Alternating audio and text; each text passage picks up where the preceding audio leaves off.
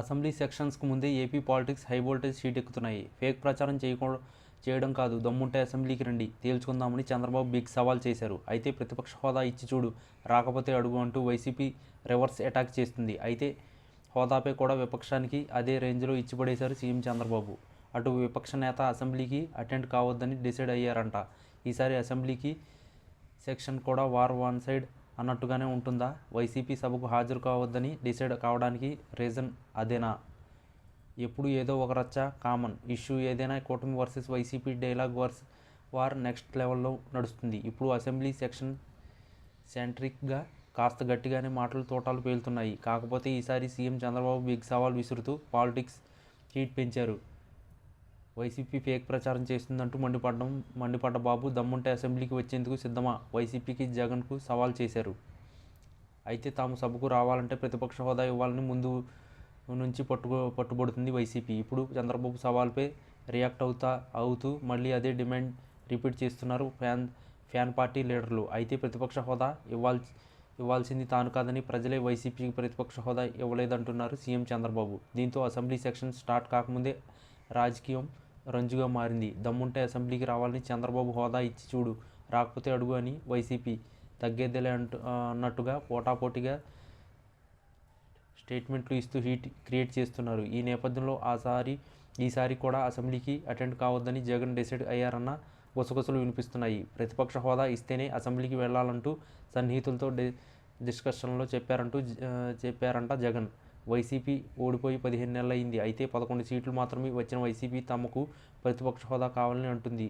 Rules తెలుసుకోకుండా ప్రతిపక్ష హోదా అడగడమేమిటని చంద్రబాబు ఫైర్ అవుతున్నారు. హోదా ఇవ్వు, సీఎం సీటు ఇవ్వు అంటే ఇచ్చేస్తారా అని సెటైర్లు పేల్చారు. హోదా ఎవరికైనా ఇచ్చేది ప్రజలు అని అన్నారు. తాము హోదా ఇవ్వలేదని విమర్శలు చేయడమేంటని ఆయన మండిపడ్డారు.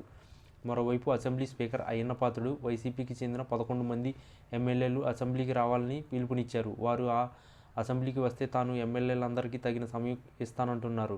ఈ సందర్భంగా ఆయన ఎమ్మెల్యేలు అని మాత్రమే చెప్పారు. వైసీపీకి ప్రతిపక్ష హోదా అన్నది మాత్రం ప్రస్తావించలేదు. జగన్ను కూడా ఒక ఎమ్మెల్యేగానే సభ నిబంధనల ప్రకారం చూస్తున్నట్లుగానే చెప్పారు స్పీకర్. ఈ నేపథ్యంలోనే జగన్ అసెంబ్లీ అటెండ్ కావద్దని ముందే డిసైడ్ అయ్యారని అంటున్నారు. అయితే జగన్ అసెంబ్లీకి వస్తారని ముందుగా ప్రచారం సాగింది. అయితే ఇప్పుడు జరుగుతున్న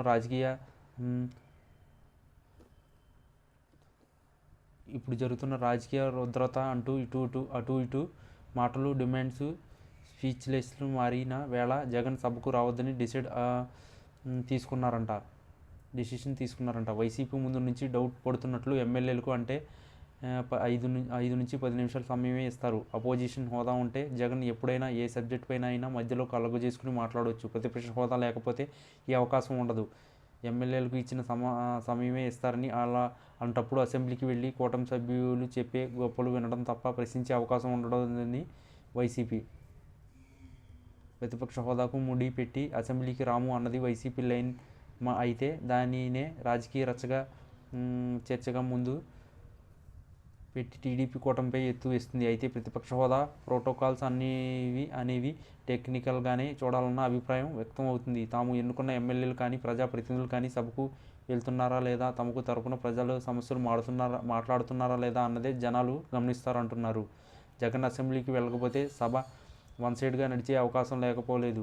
కూటమి సభ్యులు తమ నియోజకవర్గాల్లో ఉన్న సమస్యలను లేవనెత్తి వైసీపీ ప్రభుత్వ హయాంలో జరిగిన స్కామ్లు, తీసుకున్న నిర్ణయాలపై చర్చ పెట్టే ఛాన్స్ ఉన్నాయి. రుషికొండ, సుగాలి ప్రీతి కేసు, జగన్ పర్యటనలు ఇలా అన్ని అంశాలను అసెంబ్లీలో ప్రస్తావించేందుకు కూటమి అస్త్రాలు రెడీ చేసుకుంటుంది.